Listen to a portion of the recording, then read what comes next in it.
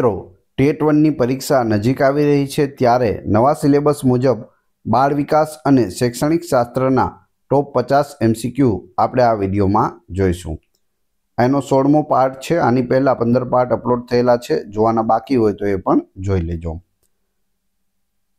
આ ટોપિક ખૂબ જ અગત્યનો છે કેમ કે 30 ગુણનો આ ટોપિક છે। 30 પ્રશ્નો આમાંથી પૂછવામાં આવે છે અને 30 ગુણ હોય છે। આ વિડીયોની અંદર આપણે શાળાકીય મૂલ્યાંકન, સતત અને સર્વગ્રાહી મૂલ્યાંકન વિશે વાત કરીશું। છેલ્લે તમારી ટેસ્ટ પણ લેવામાં આવે છે, તો વિડીયો વ્યવસ્થિત જોવો, પૂરો જોવો અને ટેસ્ટ આપી તમે તમારું નોલેજ પણ ચેક કરી શકો છો। એ સિવાય ફ્રીમાં આની PDF પણ તમને પ્રોવાઈડ કરાવવામાં આવશે। તો જોઈએ ખૂબ જ અગત્યનો આ વિડીયો। અધ્યયનનું મૂલ્યાંકન એટલે કે એસેસમેન્ટ ઓફ લર્નિંગ, AOL યાદ રાખજો। AOL આવે તો શું સમજવાનું? એસેસમેન્ટ ઓફ લર્નિંગ એનું ફૂલ ફોર્મ છે। એટલે શું? અધ્યયન એકમ કે સમયગાળો પૂરો થયા પછી વિદ્યાર્થીના પ્રાપ્ત જ્ઞાનની ચકાસણીને એસેસમેન્ટ ઓફ લર્નિંગ એટલે કે અધ્યયનનું મૂલ્યાંકન કહે છે। દાખલા તરીકે વાર્ષિક પરીક્ષા, AOL યાદ રાખજો। અધ્યયન માટેનું મૂલ્યાંકન એસેસમેન્ટ ફોર લર્નિંગ, AFL છે। એસેસમેન્ટ ફોર લર્નિંગ પૂરું નામ યાદ રાખજો। એટલે શું થાય? તો જવાબ આવશે શિક્ષણ પ્રક્રિયા દરમિયાન થતું મૂલ્યાંકન જે શિક્ષક અને વિદ્યાર્થી બંનેને સુધારા માટે પ્રતિપોષણ એટલે કે ફીડબેક આપે છે। તો આ બંને વસ્તુ અલગ અલગ છે, ખાસ યાદ રાખજો। અધ્યયનનું મૂલ્યાંકનનો મુખ્ય ઉદ્દેશ્ય શું છે? અધ્યયન પ્રક્રિયાને માર્ગદર્શન આપવું અને સુધારવું। નિદાનાત્મક કસોટી કયા પ્રકારના મૂલ્યાંકન સાથે સંબંધિત છે? અધ્યયન માટેનું મૂલ્યાંકન એટલે કે AFL, એસેસમેન્ટ ફોર લર્નિંગ। કયા મૂલ્યાંકનને આકારણી અથવા ઘડતરલક્ષી મૂલ્યાંકન તરીકે પણ ઓળખવામાં આવે છે? તો તે છે અધ્યયન માટેનું મૂલ્યાંકન, AFL, એસેસમેન્ટ ફોર લર્નિંગ। કયા મૂલ્યાંકનમાં વિદ્યાર્થીઓ સ્વમૂલ્યાંકન અને સહપાઠી મૂલ્યાંકન દ્વારા સક્રિયપણે ભાગ લે છે? તો જવાબ આવશે ઘડતરલક્ષી મૂલ્યાંકન, ઓપ્શન બી। શ્રેણી અને સર્ટિફિકેશન કયા મૂલ્યાંકનનો પ્રાથમિક હેતુ છે? AOLનો હેતુ છે, એસેસમેન્ટ ઓફ લર્નિંગ।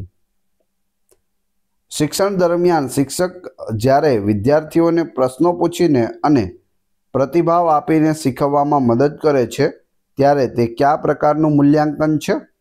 તો તે AFL છે, એસેસમેન્ટ ફોર લર્નિંગ। કયા મૂલ્યાંકનનો હેતુ શિક્ષણના પરિણામોનો સરવાળો કરવો અને એકંદર સ્તર નક્કી કરવાનો છે? તો તે છે સંકલનાત્મક મૂલ્યાંકન, ઓપ્શન બી।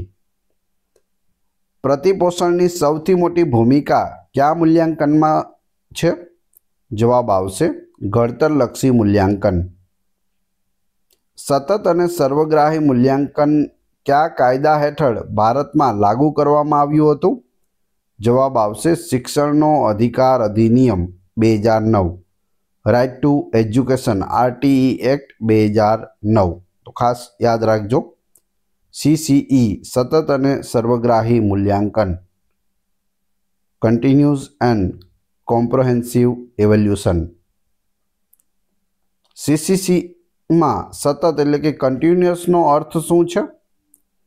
અધ્યયન પ્રક્રિયા દરમિયાન નિયમિતપણે અને આવર્તક રીતે મૂલ્યાંકન કરવું, એ કન્ટિન્યુનો અર્થ છે। CCCમાં સર્વગ્રાહી એટલે કે કોમ્પ્રિહેન્સિવ, બીજો C છે તેનો અર્થ શું છે?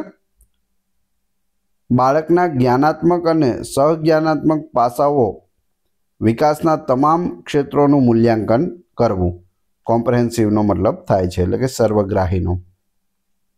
CCCમાં જ્ઞાનાત્મક ક્ષેત્રમાં શાનો સમાવેશ થાય છે? વિષય આધારિત જ્ઞાન અને સમજ। CCEમાં જ્ઞાનાત્મક ક્ષેત્ર, વિષય આધારિત જ્ઞાન અને સમજ। CCEમાં સહજ્ઞાનાત્મક ક્ષેત્રમાં શાનો સમાવેશ થાય છે? ગણિત અને વિજ્ઞાનના માર્ક્સનો સમાવેશ થાય છે સહજ્ઞાનાત્મક ક્ષેત્રમાં. CCEનો મુખ્ય ઉદ્દેશ્ય શું છે? પરીક્ષાના તણાવને ઘટાડવો અને બાળકના સર્વાંગી વિકાસને પ્રોત્સાહન આપવું.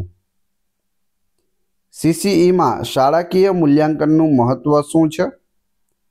શિક્ષકને વિદ્યાર્થીના વિકાસના તમામ પાસાઓનું આંતરિક અને સતત મૂલ્યાંકન કરવા સક્ષમ બનાવવું. ઘડતરલક્ષી મૂલ્યાંકન એટલે કે FA અને સંકલનાત્મક મૂલ્યાંકન એટલે કે SA વચ્ચેનો મુખ્ય તફાવત શું છે?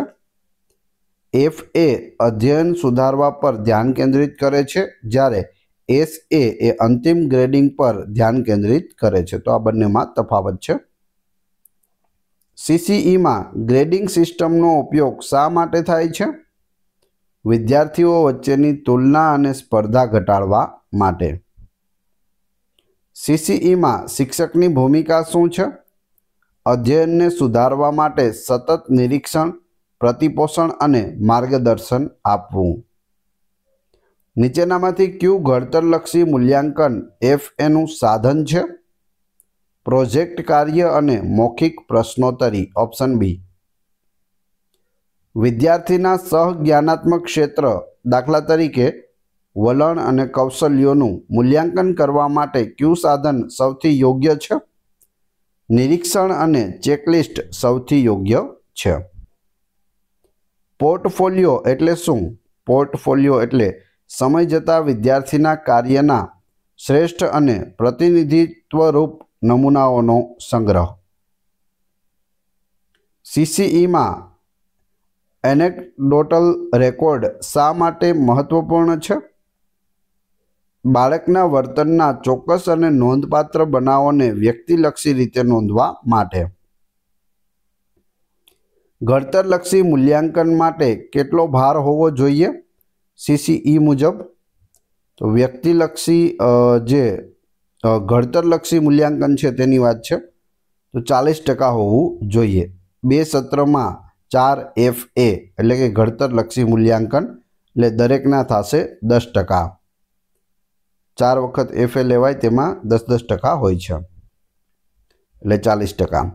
CCE મુજબ સંકલનાત્મક મૂલ્યાંકન SA માટે કેટલો ભાર હોવો જોઈએ?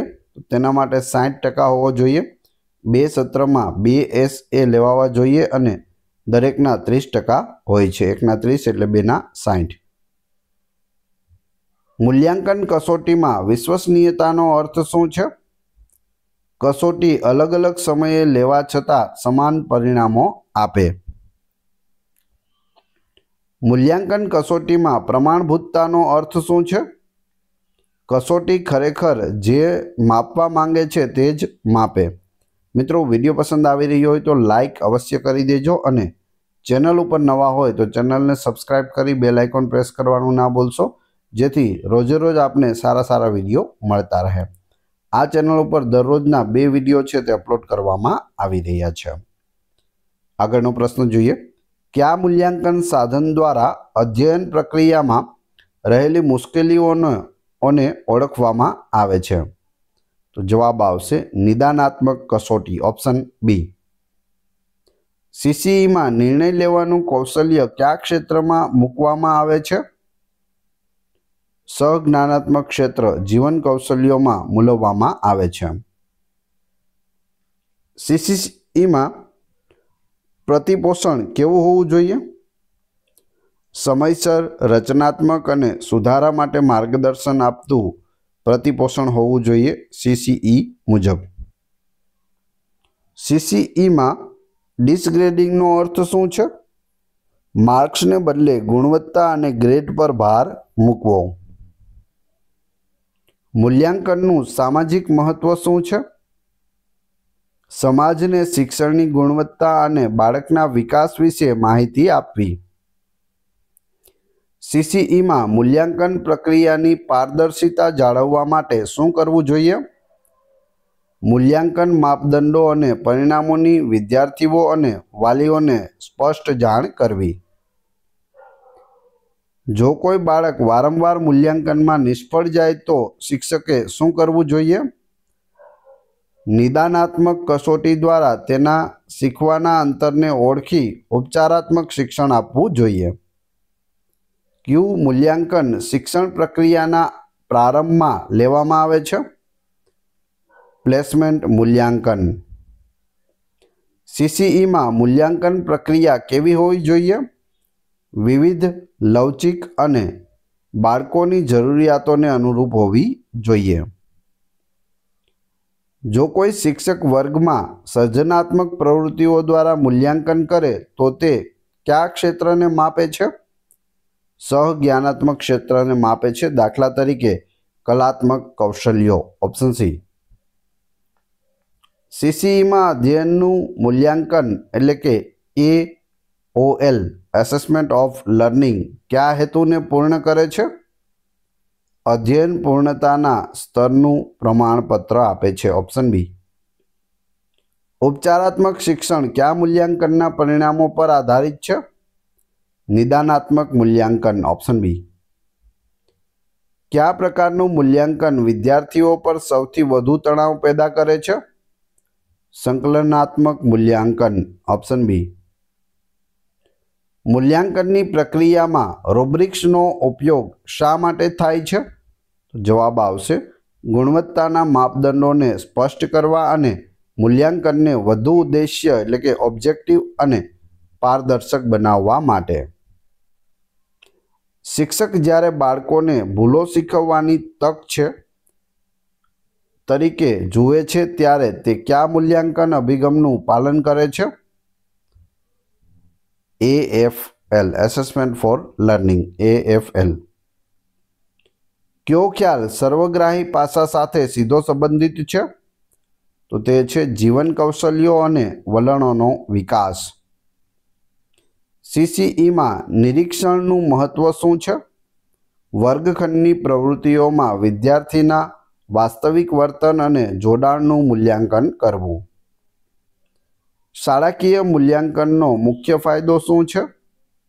મૂલ્યાંકનને શીખવવાના અનુભવ સાથે જોડવું અને શિક્ષકને વધુ જવાબદાર બનાવવું. નીચેનામાંથી કયું AOL અધ્યયનનું મૂલ્યાંકનનું ઉદાહરણ છે? વર્ષના અંતે લેવામાં આવતી 2 કલાકની લેખિત પરીક્ષા. નીચેનામાંથી કયું AFL એટલે કે અધ્યયન માટેનું મૂલ્યાંકનનું ઉદાહરણ છે? પાઠ પૂર્ણ થયા પછી શિક્ષક દ્વારા વિદ્યાર્થીની નોટબુકમાં રચનાત્મક પ્રતિપોષણ લખવું. CCEના અમલનો મુખ્ય પડકાર શું છે? તો મુખ્ય પડકાર છે શિક્ષકોને મૂલ્યાંકનની નવી પદ્ધતિઓ અને સતત પ્રતિપોષણ આપવા માટે તાલીમનો અભાવ. સર્વગ્રાહી મૂલ્યાંકન બાળકના કયા વિકાસને માપવા પર ભાર મૂકે છે? તો તે સર્વાંગી વિકાસ, શૈક્ષણિક, સામાજિક, ભાવનાત્મક અને નૈતિક વિકાસને માપવા પર ભાર મૂકે છે. હવે તમારી ટેસ્ટ જે આપણે વિડીયો જોયો તેમાંથી તમને અહીં પ્રશ્નો પૂછવામાં આવે છે જેના જવાબ તમારે ક્રમશઃ કમેન્ટ બોક્સમાં આપવાના છે. એવું વિચારવાનું છે કે પરીક્ષામાં આ પ્રશ્ન પૂછાયેલો છે તો તમને જવાબ આવડે છે કે નહીં. એ પછી આપણે PDF વિશે પણ વાત કરીશું. પ્રશ્ન 1. અધ્યયનનું મૂલ્યાંકનનો મુખ્ય ઉદ્દેશ્ય શું છે? 4 ઓપ્શન આપેલા છે. તમે એકમાં A, B, C કે D એ રીતે પણ જવાબ લખી શકો છો. બીજો પ્રશ્ન. નીચેનામાંથી કયું ઘડતરલક્ષી મૂલ્યાંકનનું સાધન છે? બંને પ્રશ્નોના જવાબ ક્રમશઃ કમેન્ટ બોક્સમાં આપી દેજો જેથી મને પણ ખ્યાલ આવે કેટલા લોકો વ્યવસ્થિત વિડીયો જુએ છે. વાત કરીએ PDFની તો આ વિડીયોની ફ્રી PDF ટેલિગ્રામ અને વોટ્સઅપ ગ્રુપમાં મૂકવામાં આવશે તો ત્યાં તમે જોડાયેલા રહેશો. તેની લિંક ડિસ્ક્રિપ્શનમાં આપેલી છે, ત્યાંથી તમે ફ્રીમાં જોડાઈ શકો છો અને આની PDF પણ તમને ફ્રીમાં જ આપવામાં આવે છે. વિડીયો પસંદ આવ્યો હોય તો લાઇક, કોમેન્ટ, શેર અને સબસ્ક્રાઇબ કરવાનું ના ભૂલશો. આ ચેનલ ઉપર ઘણા બધા વિડીયો અવેલેબલ છે. તમે ચેનલના નામ ઉપર ક્લિક કરી વિડીયોમાં જશો તો ત્યાં તમને બધા જ લેટેસ્ટ વિડીયો મળી જશે. આશા રાખું છું આપને આ વિડીયો આવનાર પરીક્ષા માટે ખૂબ જ ઉપયોગી થશે. મળીએ છીએ નવા વિડીયોમાં. જય હિન્દ, જય ભારત.